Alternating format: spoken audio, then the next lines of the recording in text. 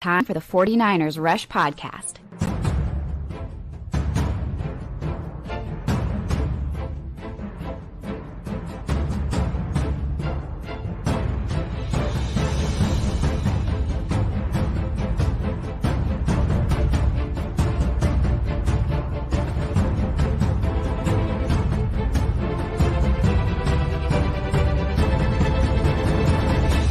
And here's your host, John Chapman.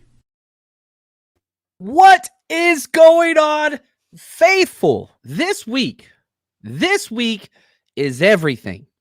And with me, literally right now with me, but also going to be with us in person coming out to Cali. How you doing, Wade? I am pumped. It's Dallas week. This is the only game in my life that matters. For me, this is a personal business expense that's going to be going down this week. I just left my mom, and she had nice things to say about the 49ers. Leave it at that. Because she's a Cowboys fan, right? She's a Cowboys fan. There we go, man. There we go. And so pumped about this week. I mean, it's everything. So this show's going to be fun because we're going to be talking a little bit, looking back. We're going to put things into perspective just historically for where the 49ers are currently. And we're going to look forward with a lot of little dashes or sprinkles of Cowboys hate. And so shout out to Joe Bloomer. He says, I've been hating the Cowboys since 71. Wow. But I live in what is considered by the networks Seattle territory. And so the poll of the day, Wayne, was which NFC team do you hate the most? Oh, it's Cowboys. Yeah, Cowboys are winning, but it's close. Cowboys currently at 42%. And then probably Seahawks would be second. Seahawks right behind them. Eagles 16%. Rams got 0 votes so far, which I was a little shocked by that one. Because you own the Rams. When you own a team, you own a team, you know. But I wonder how many of those votes are skewed. Yeah. Because I don't really see the bad blood against the Eagles except for last year. It's recent. It's super recent. There you go. It's recent. Took the words right out of my mouth. Yeah. And you know what? What's interesting, I didn't even think about this till just now. Talking about all the historical precedents that the 49ers are setting currently, and everybody comparing this year to 1994. You go back to 1994. Oh, we lost to the Eagles. We got blown out by the Eagles. They benched Steve Young. He's throwing a fit on the sideline trying to fight the coach. I mean, it was crazy. So, I love 49ers football, man. I do too. Chaz, I love this. And I want everybody to keep dropping your why you hate the Cowboys. That's the theme today. That's what I need from y'all. Wayne and I are going to jump back and forth reading these. Wayne, I'll let you take Chaz's comment here. Chaz, my dislike. And so, shout out to Chaz for not using the HATE word. Appreciate you. But my dislike of the Cowboys goes back to the 80s during the Wilson Carroll days. It was the Seahawks. Last year, it was the Eagles. So that sounds like it's his order. That's a pretty darn good order for me too, Chaz. Yeah, I feel you, man. I love it. Don says, I was a big Roger Staubach fan back in the day. Captain America, it's who he was. However, that was before they adopted the morality/integrity is for losers philosophy. Yeah, I mean, it's so easy to root against Jerry Jones, just a terrible human in every single facet and way of life. Just terrible dude. So I love that. And right here, we get a little bit of Seahawks hate here. Dirty DK tips the scales for me. That dude just plays dirty. And it stinks because he's so big, like just beat people in front of you and out physical them. But he actually plays like a really soft wide receiver most of the time. Very soft on the inside, just big exterior, Yeah. Other than that, he's soft. What's up, Colin from across the pond? Coach Cruz, excited to hang out this week, man. Excited about this. So let's talk about the NFC West. Let's dive into that. We got the hashtag BBs. But before we do, a little bit of a programming note. We're switching up just one small, tiny little thing. Tuesdays staying right here on the channel, as always. Fridays are going to be exclusively over on the Wayne Breezy Network channel. So if you want that, description of this video, it's at the very, very top. You got to go subscribe to that. We're going to be exclusively here Tuesdays, exclusively there Fridays. Bam. And this Friday is going to be fun because Wayne's going to be recording locally here with us. That means John is going to have to remind Wayne that 10 a.m. is 10 a.m. out that time, because I will still be thinking, John, we you know what happens. I always mess up the time. Well, I've learned not to say, Eastern or Pacific time. I say your time. Wait, to your Wayne, time. Wait, we're sorry. getting together at 11 your time. Your time. And it just, hey man, we figure out what works. We've been doing this long enough together that we know what we need. And we got a new member. What's up, Diamond Dog Sports? Woo, woo, woo, woo, woo, woo, New YouTube woo. member. Appreciate the support. Extra ways just to help us out and to keep this show growing. This is episode 971, Wayne. We've been doing this for a minute now. Wow. Wow. We getting up It's there. Wait, let me see if I can figure. Braden Willis, Trent Williams. Ooh, man, I love me some Braden Willis. And And love we've me got- some Trent Williams. That's awesome. And this guy right here, I called him my dad for over a decade, David Wallner. He was a teacher, supposed to be a mentor teacher, but he was a terrible teacher. I'm joking. He was really good, actually.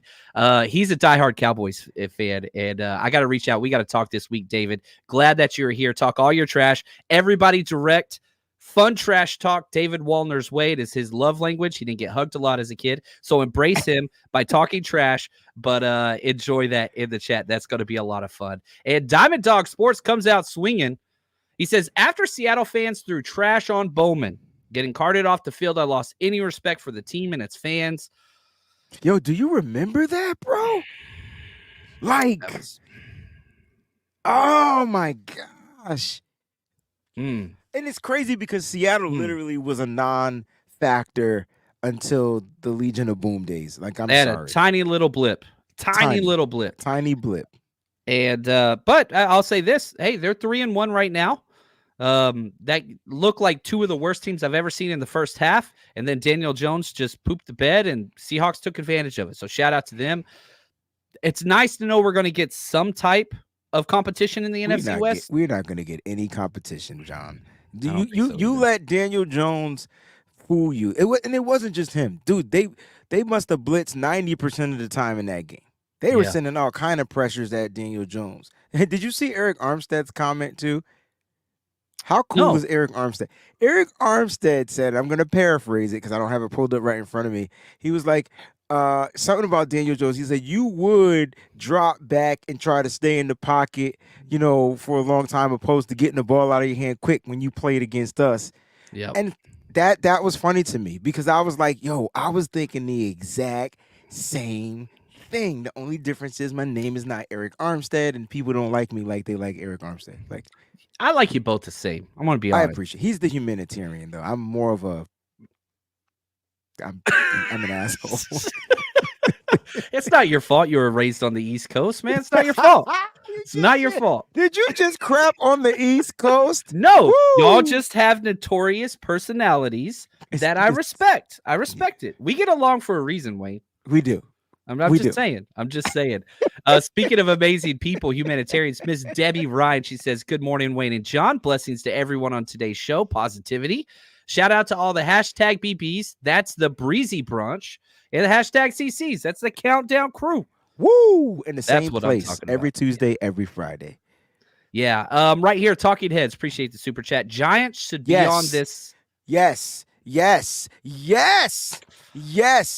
I got somebody saying the Chiefs too. I did NFC teams because I could only do 4 options. So who do y'all hate more? Let's throw this up in the chat real quick. Everybody answer this. Giants or Rams? Who do you hate? Oh, Giants. Easily. You hate the Giants? What? Nobody hates the Rams. Now, how can you not hate the Giants, yo? Number one, they injured Joe Montana. We want to go back to them days. Then number 2, they just been a pain in the freaking beside of the thorn for us. They just been a pain, right? Literally.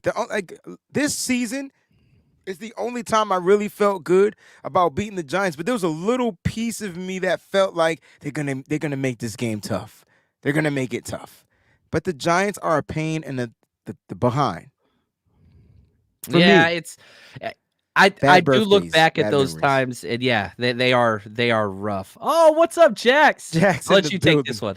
Oh, Jack says, "Hey guys, I can't wait to finally meet you guys this weekend. I'm excited. All right, God, the Rush road excited, trip man. is going to be crazy. You know why it's going to be crazy this weekend? Why? Number 1, we playing Dallas Cowboys. Yes. And number 2, your boy Breezy going to be in the house. One. Wait, I got the sound effect. Hold on.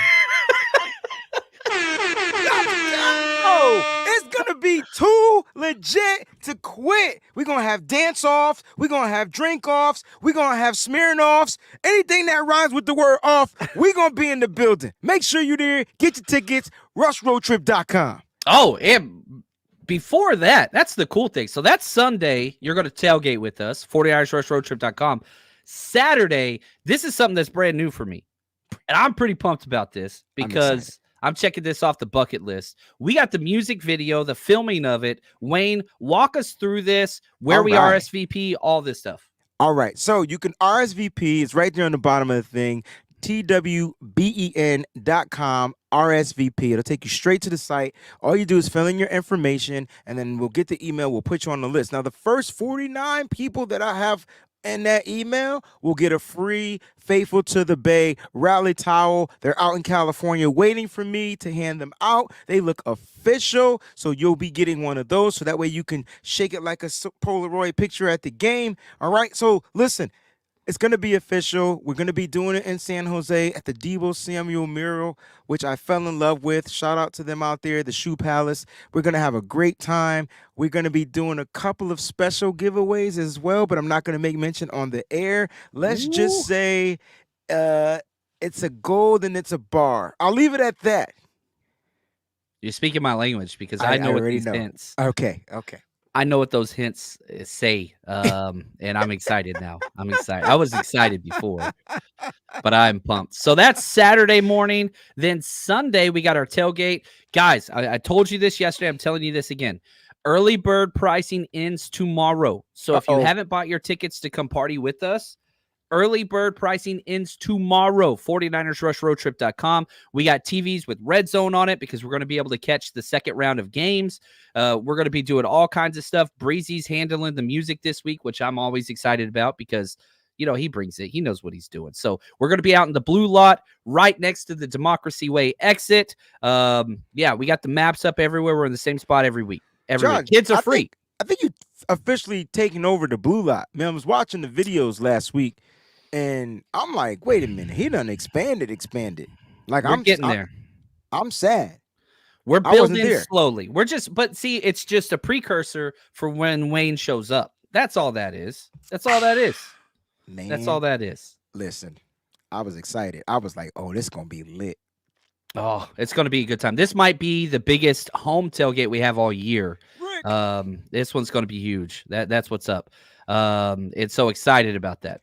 Right here, Don't Bother Me says, I'll be there Saturday. Can't make Sunday. We'll be commuting back to SoCal. That's okay, man. As long as we get to make. Woo, SoCal. That's a drive. That is a drive right there. That is. Wow. I appreciate that love, man. That's a drive. Yeah, that's a beast. But we're excited to have you out. Now, let's talk NFC West. The standings are out. Okay, 49ers, 4-0, 2-0 in the division. Seahawks, 3-1. But they're 0-1 in the division. They got a bye week coming up. They got the earliest bye. Rams 2-2, 1-1 in the division. Cardinals 1-3 with only one win against a terrible team and 0-1 in the division. So first things first, everybody's got to focus on your division.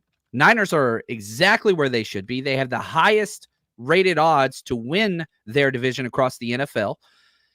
What are your thoughts after this 49ers-Cardinals matchup with where the 49ers are in light of winning this NFC West crown again? I mean, look, I know what we watched last night between the Giants, who really are terrible at home. They actually play better on the road. So that helps Seattle out a lot. But I know we watched them dismantle the little Giants, on last night. But for some reason, I just feel like when they haven't played us, and so until they play us and show us what they're really working with, they're a non-factor. So I just feel like, and I know I'm speaking extra confident, I just feel like the Niners are the team to beat in the NFC West. We've seen what the Rams can do when they throw the kitchen sink at us, even though they didn't have Cooper Kupp. But I think that changes a little bit even when Cooper Kupp comes back, because now they got to figure out how to factor in a Puka Nacua and keep him fed. And to me, it was more like we played off, they gave it to him, boom, boom, boom, but we kept him out of the end zone, right? And so look, the Cardinals are they're gonna be a non-factor. I mean, they'll play hard, but they just don't have enough to close out a game. Once the Niners hit a button, it's pretty much over. So 6-0, that's what it looks like. And I mean, we're already at 9 consecutive divisional wins. Last year was 7-0. We're 2-0 this time. We've already beat 2 out of 3 teams we play. Those Seahawks games are becoming more and more important as time goes on. We'll have to see what happens with the Seahawks and, whatever. They seem to be trending upwards. But again, not somebody I'm really concerned about at all. And so shout out to Johnny Dell. He backs your statement earlier. And if you're in agreement with Johnny, you're on the right side. Exactly. Yeah. Exactly. Well, so I just want to send him a shout out because I tell you, man, this is a gentleman, a great friend that I got to know through you. And we became brothers that like crosses my T's and dots my I's. But in the most, the most, I can't even think of a word, the nicest way, right? And so like I remember putting out a tweet about Ambry Thomas, and then I put out the second tweet when the touchdown was given up, and I was like, something just didn't seem right about that play on the assignment. It seemed like I'm not sure why Ambry went to the flat, but I feel like his assignment was that. And here comes good old Johnny Dell with the crossing the T down the I. So when you're in Palms coverage, like so that wasn't on Ambry. I just like the fact that he's able to do that, to give that explanation to those that don't really, they know football, but they don't understand football. So it's two different things, right? Yeah. And so like I just appreciate him and all the hard work he does. And if you're not checking out his film breakdowns and his shows, he's doing shows, please go ahead and support that man. Johnny Dale's Football Academy. It's where the content creators and podcasters, myself included, go to learn about football. I coached for a decade. Like, I learned from this guy continuously. He is incredible. Shout out to Johnny. Excited to hang out with you, man, a couple times this year. I'm hoping so. Now, let's talk. Let's just focus on this game. Yeah. Brock. And again, the way I highlighted these notes today and the way we're handling things is I want to constantly put everything into perspective and reference in light of who the 49ers have been as an organization historically, okay? So Brock Purdy goes out there and sets the record for the most accurate passing game in 49ers history.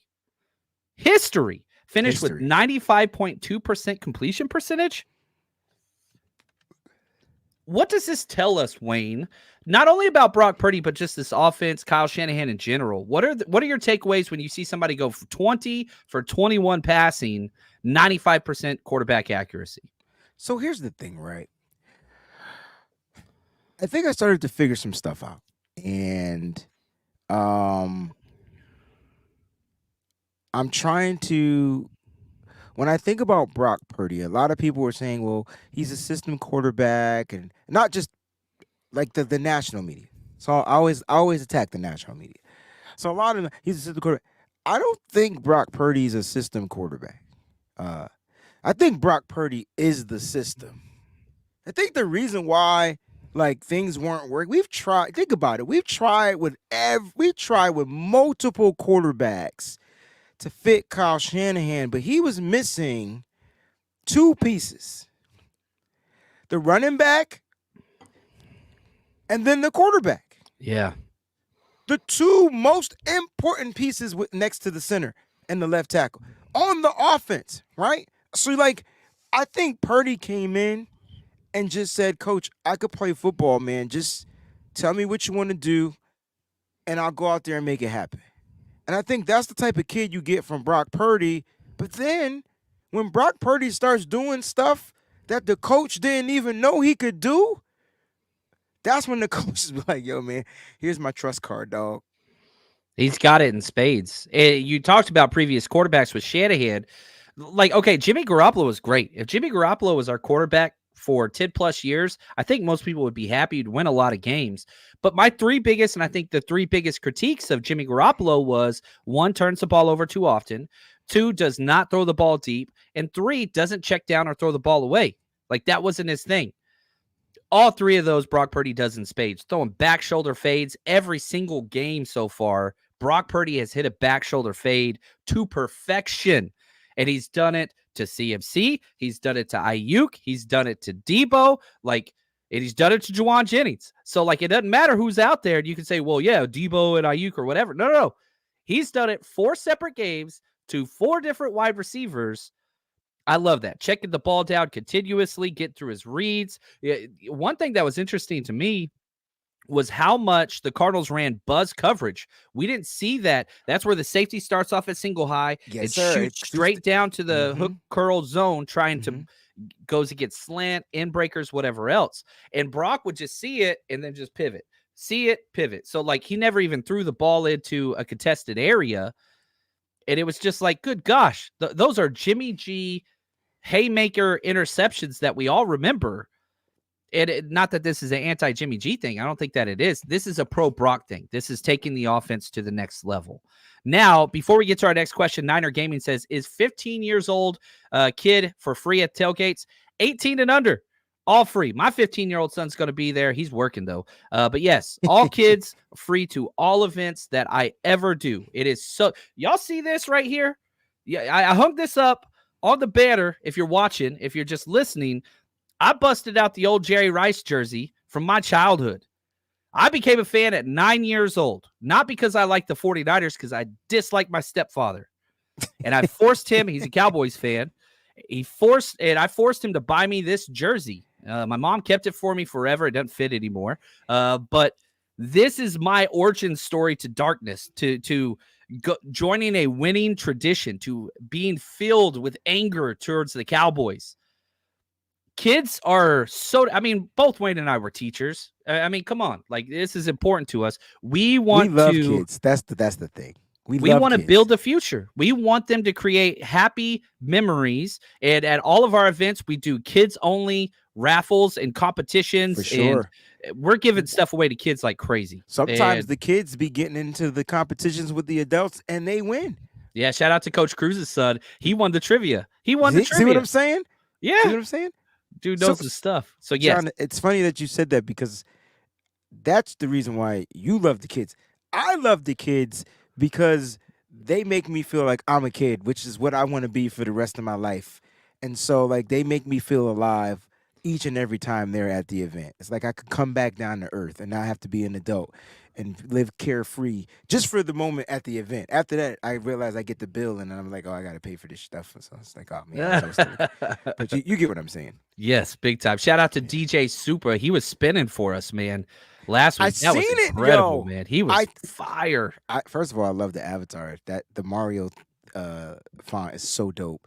And I saw that, and I was like, DJ Super need to be there this week. You know what I'm saying? So I don't think he's coming out this week. Okay. But this is the week. This is the week. It's only 1 week.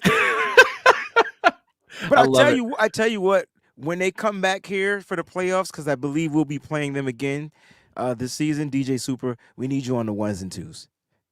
Yep. Yeah, I would love that, man. I want him out there all the time. He's so damn good. Now, what's crazy about Brock Purdy, did you know he's 7th on MVP odds right now? Is he higher than CMC? CMC's 8th. They're back to back. No. Yeah. No. MVP CMC is turned into a quarterback-only award. I know. And the last time, 2012, don't worry, the research was already done. The last time a non-quarterback may have won this, or a running back won this award, was in 2012. That was Adrian Peterson. But CMC is having an MVP season. I love Brock, but if CMC keeps this trajectory going, he has the opportunity, to score a touchdown in 13 more games, bro. That means that record will be 26 at the end of the season. There's no one ever going to beat that record. So he's 3 away from the all-time record. He just broke Jerry Rice's, so 3 more breaks the all-time record. I'm not even sure who that was. I didn't even know there was an all-time record. Golly. Woo! He's got stuff to work on. And, yeah, Coach Cruz, why the F is CMC not in the top 3? That's why I said what I said. But I will tell you this. One of my favorite bets this year was Christian McCaffrey as Offensive Player of the Year, which usually goes to the best offensive player not named quarterback. Yeah, you can't bet on that now, but if you would have bet with this earlier, you would have made some money. Now, if you haven't started, Wayne, I got to pay the bills a little bit here. If you haven't started betting yet, You should, and you should be using mybookie.ag. Aaron Rodgers' season is officially over, but yours has just begun with MyBookie. NFL, college ball, brand new cash out system that gives you the best options to win all season long. You hit the first 2 legs of your parlay, guess what? You can cash out early, place another bet, or let it ride for a bigger payday. Join us the entire season at mybookie.ag, or you can scan the QR code right next to me. The link is in the description of this video and or podcast, however you're watching or listening. But right now, MyBookie has a no-strings-attached cash bonus that lets you deposit and withdraw quick. Use promo code 49ers, 49ERS, on your first deposit of $50 or more, and you can receive up to $200 in cash instantly credited to your MyBookie account. That's 49ERS, that's the promo code, to claim your bonus now.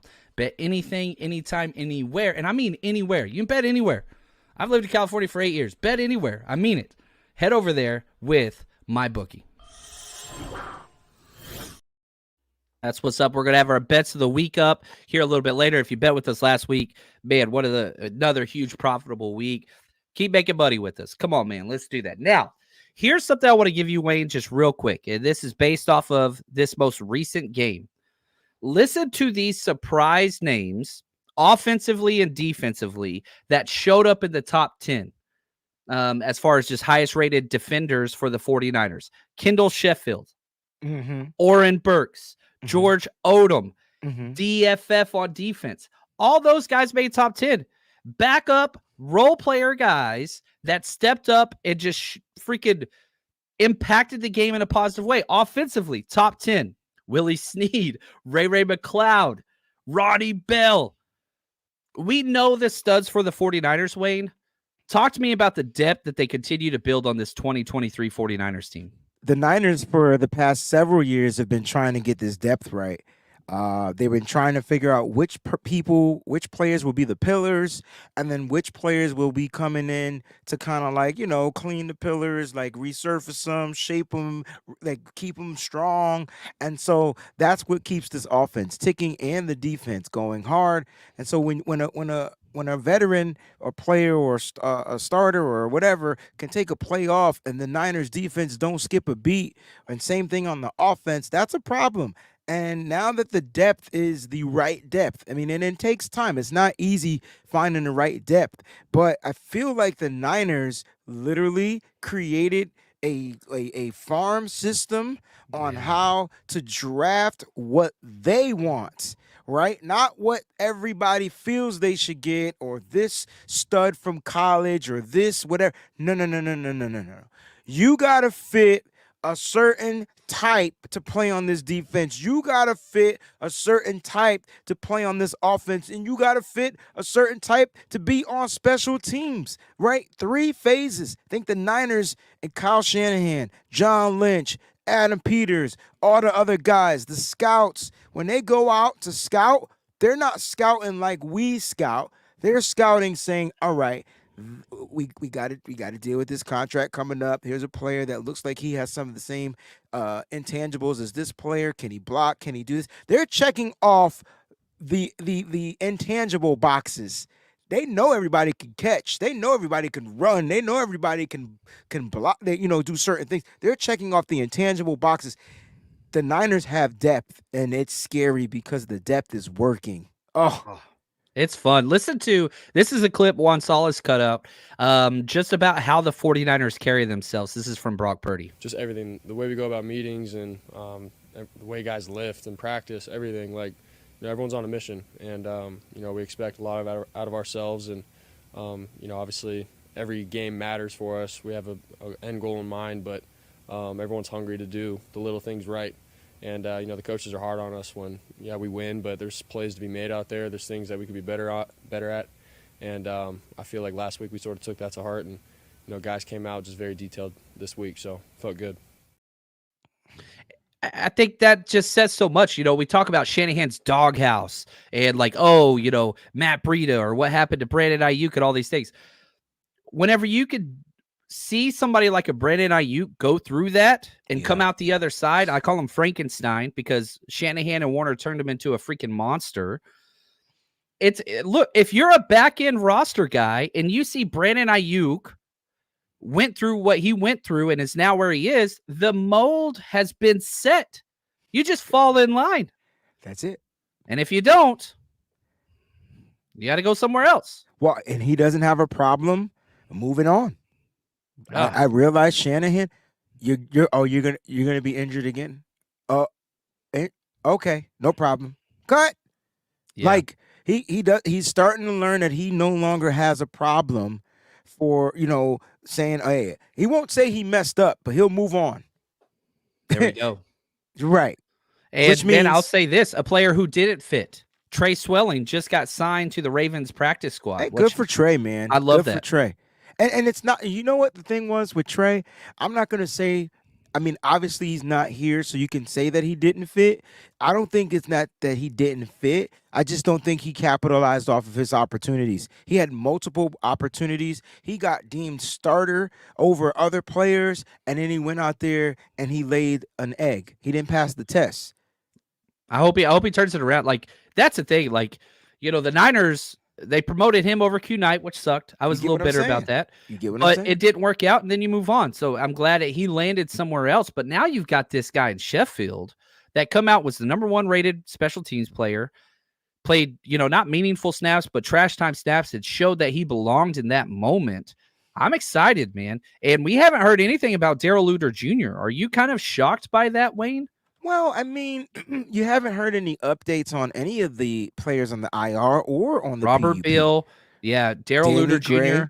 and Yeah. Danny Gray. Right, and I know that Samuel Williams, you haven't heard his name neither, right? And I know he's got one more week. He's got there you go. But my point is we're not hearing these names, and we're probably not. And that does that mean that they're not going to get called off of these things? They might not. The Niners don't necessarily need them right now. Again, the PUP and the IR is another way of stashing players. For Kyle Shanahan, I probably shouldn't be saying that. But I don't care. Like one of the things that I get a lot is I'll get these messages like, man, Kyle Shanahan's so cocky or arrogant. He doesn't learn from his mistakes. But I don't think that's the truth anymore. I totally understand that criticism a few years ago. But if you look at what Kyle Shanahan did last year with the IR, brought everybody back right off the bat, and then we used up all of our spots for this deep playoff run. This year, you're changing the tides. You're not rushing people back just because you need those guys on your roster, because instead we're coaching up the guys that are beneath them. And if an injury happens, now you have that depth. If a corner got injured, then I think you promote Darrell Luter Jr. If a wide receiver got injured and was going to be out significant time, not like Deebo, playing banged up, or Ayuk missing one game. But if you lost one of those guys, then I think you bring back Danny Gray. But the Niners right now are just in wait and see. We're good. Just like hold, like keeping the reinforcements back. I don't know. Do you agree with that? Or is this it's just Kyle Shanahan and his master plan. Yeah. That's what it is. And they drafted Darrell Luter Jr. for a reason. They drafted Danny Gray for a reason. They drafted these players that aren't necessary. It's not that they don't fit. It's buying the 49ers time. The 49ers are 4-0. If it ain't broke, don't mother freaking fix it. There we go. And that's how I'm looking at it. I mean, got to couple of keep it simple, stupid, and if it ain't broke, don't fix it. There we go. I like this comment from Talking Head. Appreciate the super chat. He says, the thing about Brock Purdy is I don't care if he's a long-term guy. Just get the win this year. That's it. But that's the thing, and I don't mean to cut you off. I want you to finish this, but Talking Head, I think that's how Kyle Shanahan feels too. We're not thinking long-term at this moment. We want to win now. You win now, we talk later. Yeah. And the rest will take care of itself. He goes on to say, like, CMC and Brock Purdy together, he thinks Brock Purdy will eventually be a 15 to 18 quarterback in his career, just win a trophy. It's about the now. And for any question that you have for Brock Purdy, he has answered 4 consecutive in a row. I would say even more so than that. I think his worst game was against the Cowboys defense, but even that game, he never turned, like he didn't do anything to cost the game. Right. The other quarterback did, though. The other quarterback did big time. So Which is why I let's like playing him. let's transition. Okay, so I want to talk about two things. I want to talk about the Cowboys, and then I want to talk about the 49ers and kind of the bigger perspective historically with against the 49ers. This Cowboy game is personal. Now, if you look at who they've played, both the 49ers and the Cowboys have not played one game against a team with a winning record currently. 49ers opponents have been 6-10, Cowboys 4-12. So you could say, all right, a little bit different. If you look at the teams when they're not playing the 49ers or Cowboys, 49ers opponents are 6-6, so 500. Cowboys 3-9. If you look at common opponents, which we do have now, 49ers are 2-0 against the common opponents. Cowboys 1-1. Shout out to Pack49 on Twitter for some of those stats. I really appreciated that. Does it matter who they played with either of these two franchises? Where do you stand on this matchup going into this week?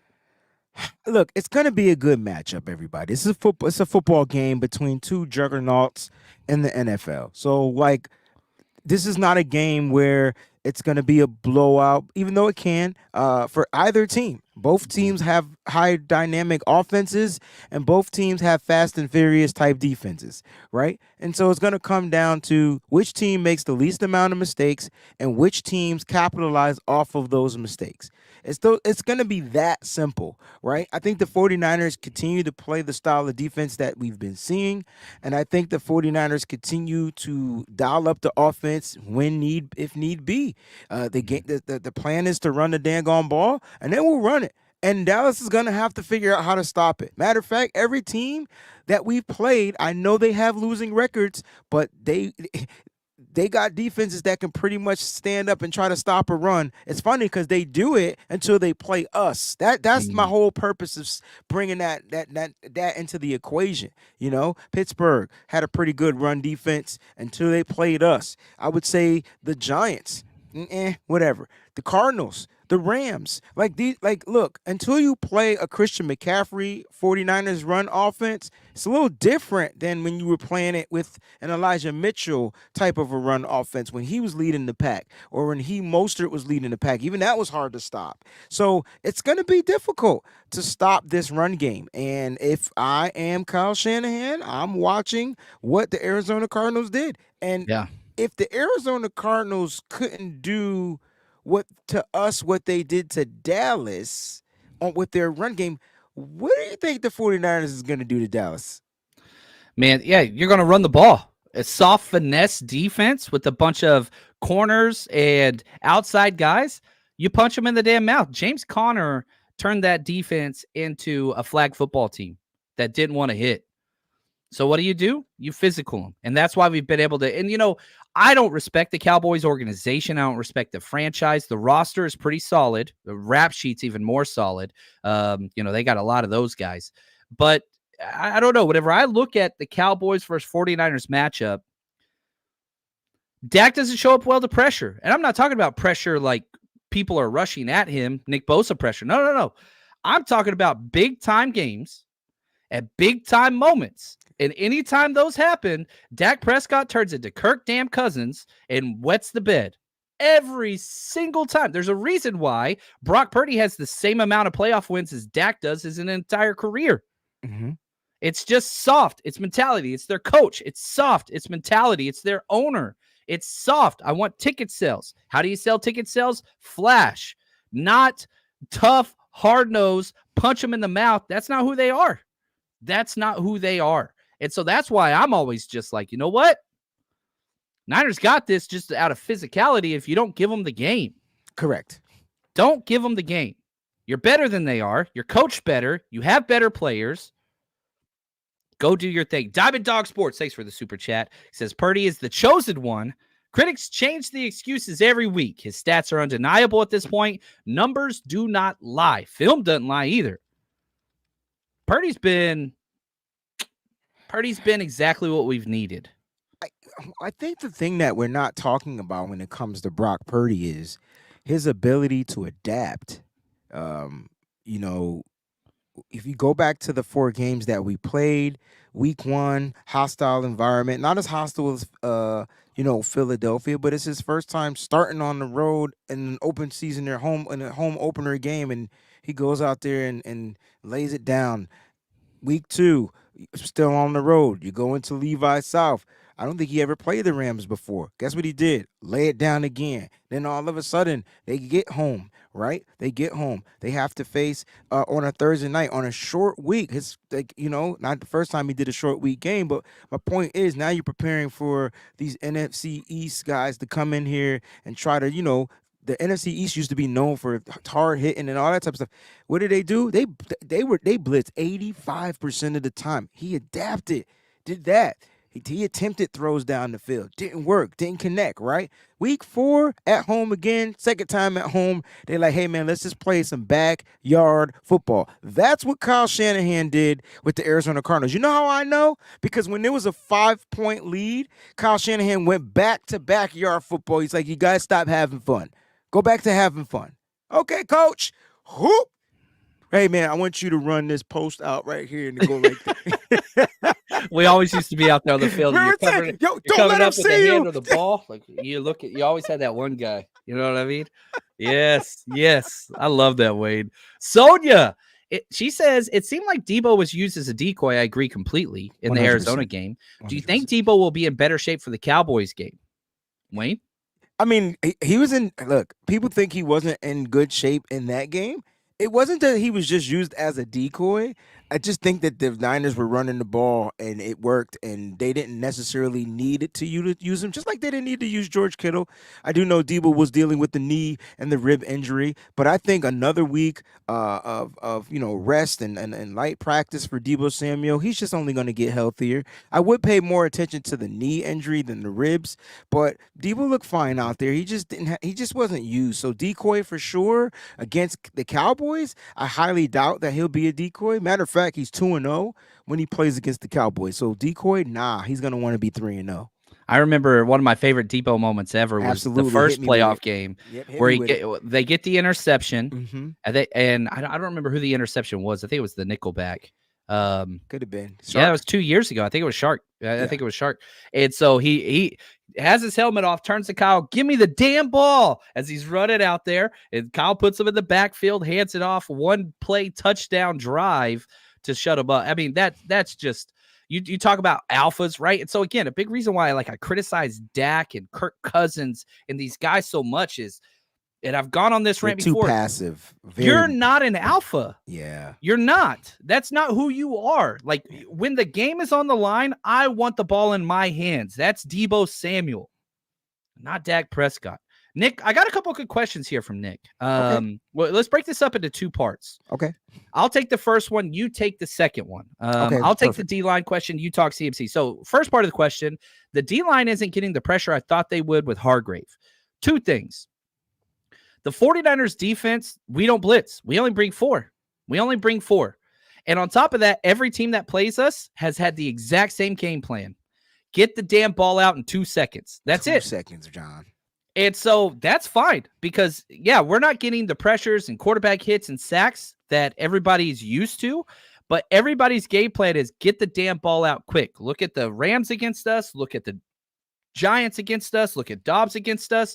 Whatever their MO is going into the week against us, everybody changes it because of the respect they have for our D-line. Now, does that show up in the stat sheet? No, it doesn't all the time. But if you look at the points allowed, that does show up. And so I would argue I'm really big on Wilkes, and I'm really big on this defense. I think it's better than what we had last year, which is crazy to say. It's just going to take time. And so, is it looking like we're getting all these sacks and whatever else? No, but when teams play against us versus the Seahawks, nobody goes into a game versus the Seahawks thinking, oh, we better get the ball out quick. They have one of the worst D lines. And somebody's sitting there saying, yeah, but they had 11 sacks. When did all those sacks show up? Mm-hmm. Look at Daniel Jones versus us and them. Catch, get rid of the ball. Catch, get rid of the ball. Result was similar. Now, I'll let you take the CMC part. So, because this is a question that's been stemming around, and a lot of people are a bit concerned, with the overwork of CMC, and I get it, and I understand it. But look, I maybe the first game, the week 1, You questioned it, but week 2 was a lot closer than what I thought it should have been. And then week 3, they decided to bring in Elijah Mitchell against the Giants on a short week. And that game, it pulled itself apart. And then week 4 did the same thing, right? It was a 5-point game. I'm not taking him out in a 5-point game. You taking him out in a 5-point game? I'm not taking him out in a 5-point game. But like, Not a divisional 5-point game. especially a divisional 5-point game. But then at the end, you saw like the last, 4 minutes, 2 minutes. That's when you see, Jordan Mason will come in and close out a game. So listen, I will say this about Christian McCaffrey: he's a running back. He's the highest paid running back in the NFL, and if I don't want to know what it's like without him in the game. I just feel like there's a time. 6 minutes, there's a lot of stuff can happen if the game is close. Now, if the game is blown out of proportion, yeah. Like, you know what I mean? You got a 20-something points lead going into the fourth quarter. Maybe you take them out of play or 6. You know what I'm saying? But the moment Jordan Mason was out there the drive before. I know. And then they scored the 99-yard touchdown. Yeah, and then he's like, okay, let's put CMC back in. I mean, you have to, because that's the guy that controls the tempo of the offense. I don't think people will understand that. And because he's so great, you want to make sure he's out there. He's going to give you the best. If you're talking statistics, he's going to give you the best percentage of your drives finishing with 6. Yes.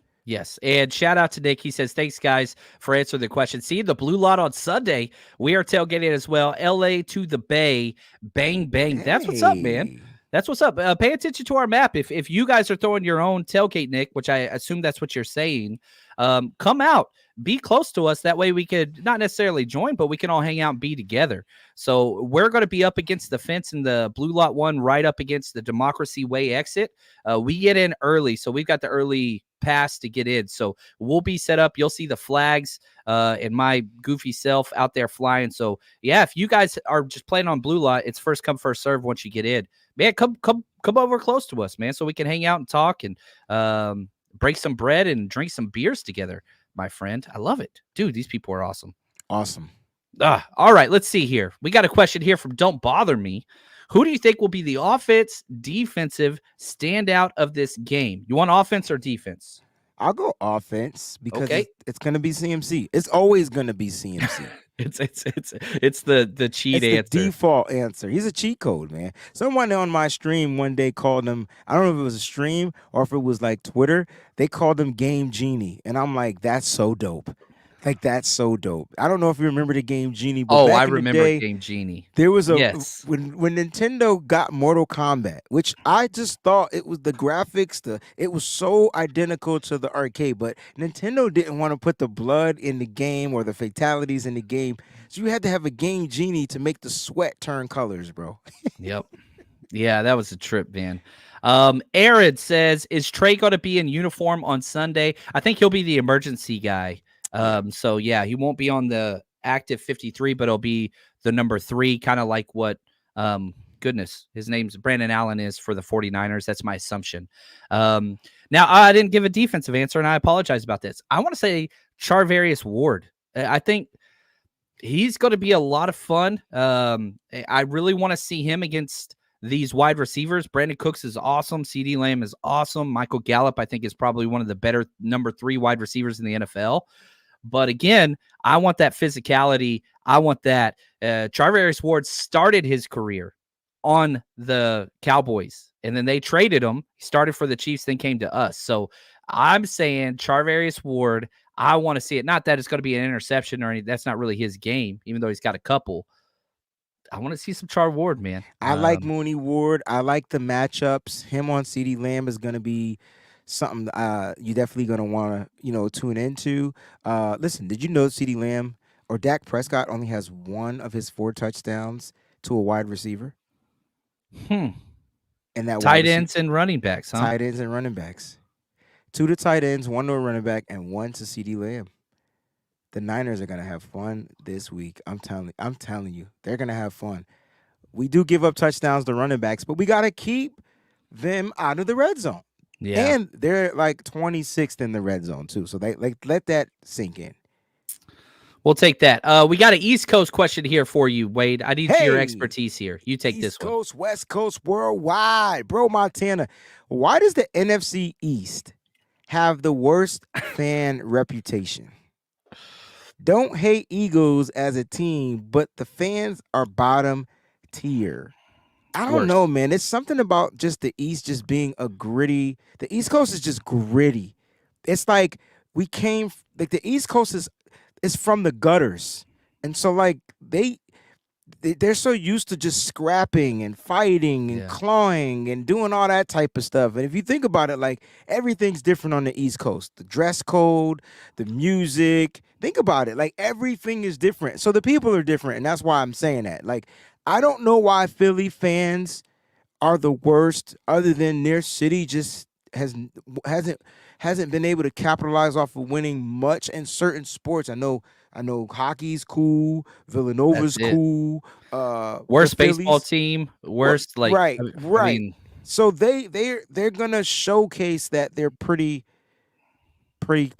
itty with the S. and I throw even, sticking with your thing, Boston, I think, is number 2 worst fan base Oh in my all gosh. of sports. Like, They're especially terrible. baseball. Yeah, terrible. So, like, and again, you look at where Philly and Boston and New York, like all those guys next to each other. But that's the thing. We go to Pittsburgh, and they're the nicest damn people in the damn world. Is Pittsburgh East Coast? I know It's like it's several teetering. hours away, but man, But they're still on our time zone, so I guess they're East. I don't know.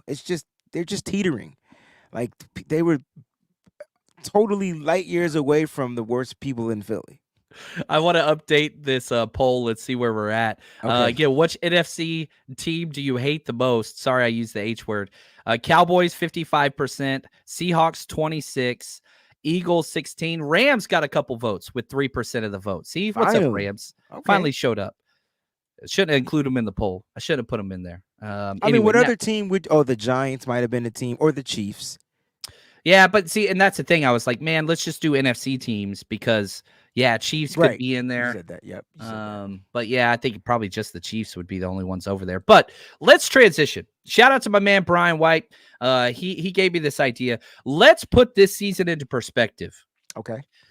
Because with what's happening right now, the 49ers are 4-0. Nobody's even playing close to us, not even within a score. And the only time we've played one game within a touchdown was a freaking fake-ass field goal from McVay and the Rams. There it is. But at the same time, if you get on social media, and maybe this is just the new way society and sports works, you see people arguing, you see people fighting, you see Niners fans kind of going at each other. Wayne, how do we grasp this idea that the 49ers are amazing? They're 4-0. They have the best odds to win the Super Bowl, man. Yet some people still aren't happy.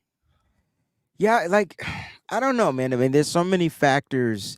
I mean, I think the one thing that's been standing out to me is like all the fighting, like and like I don't get it. Like I don't get why we gotta fight. Why can't if you go to a game, you enjoy the game how you want to enjoy it. You drink your drink, that person drinks that. Like there's no reason to fight. Like there's just like we don't need it. Because your ass won't be watching the game when they go and win the Super Bowl. Like you just messed up your whole opportunity. Yeah. Like, you know what I'm saying? And listen, I'm not gonna sit here and say like if somebody hit me, I wouldn't hit them back. But at the end of the day, it's just like, why are we even getting into that mode? Now I understand sports is aggressive and there's a bunch of aggression, but you're not the one playing. You're the one drinking. You're the one trying to have a good time. So, and I'm not saying don't drink or do this, but just be responsible. Like our team has an opportunity at 4-0.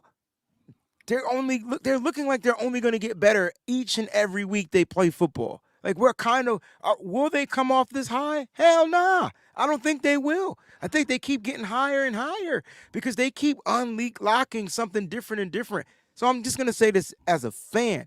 If you're going to watch the games at the games, or if you're going to go on these social medias, like stop arguing. We're winning. Like what are we arguing about?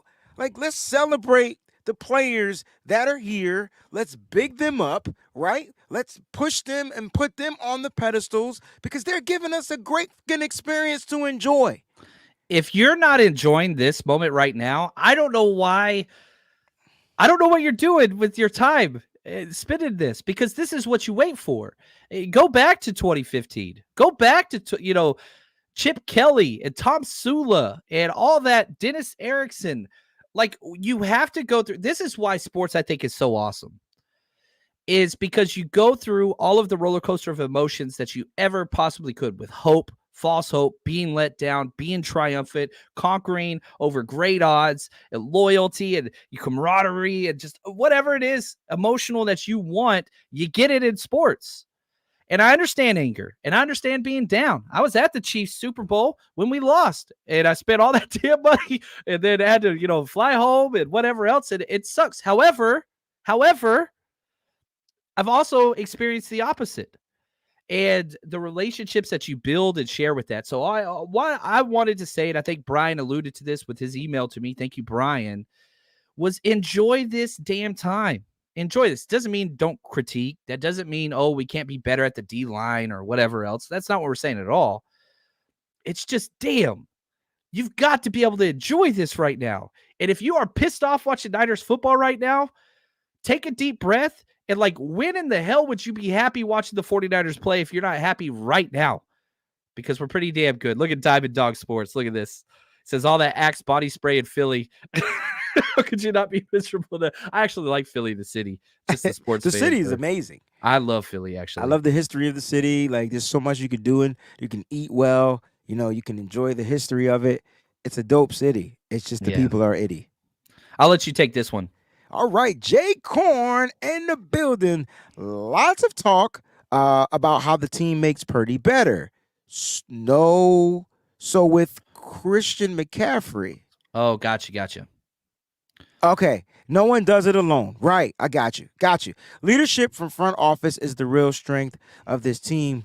And you know what, Jay Korn, thank you so much for the contribution. Perfect. I couldn't agree with you 100% more, but guess what it did? It took time for the leadership, the right leadership, to get into the office, right? It took a minute. It took some bad leadership, which helps you because now you can reflect and you could be like, nah, that wasn't it.